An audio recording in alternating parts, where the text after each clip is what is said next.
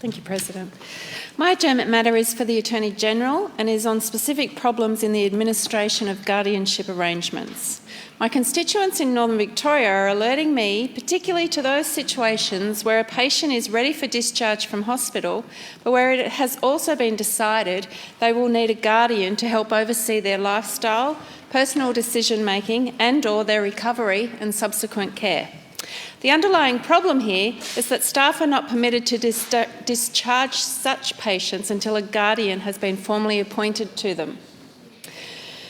Foremost among these is the often protracted wait for a guardianship application to be processed through VCAT. Frequently, this lasts several weeks and sometimes even a number of months. In the interim, everyone affected is subjected to a very frustrating delay and all of the associated risks and costs this creates. For the hospital concerned, this situation generally creates many logistical problems. This includes an obligation to keep the relevant patient under their care for all of that extra time. It also frequently sparks a situation of exhausted funding, with no public funding provided for that bed beyond a particular date. From the patient's own point of view, the situation is hardly desirable either. Normally, people want to quickly leave any healthcare facility once they are deemed well enough to do so. But in these particular circumstances, they are prevented from exercising that will.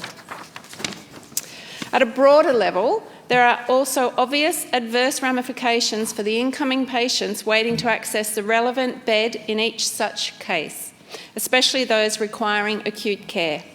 The action that I seek from the Attorney-General is that she clarify what government resourcing is currently being made available to the Office of Public Advocate and/or VCAT, specifically to expedite guardian allocations, and whether the government will in any way commit to any further future financial support in this area, including potentially through an extension to the Health Networks pilot jointly conducted by the OPA and the Alfred, Eastern and Monash Health Networks.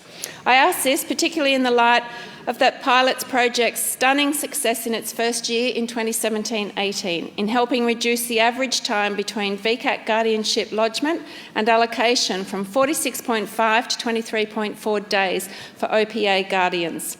As such, this pilot also contributed to more than $15,000 in cost savings per patient, or more than $5 extra released into the health system for every dollar spent on increased staffing.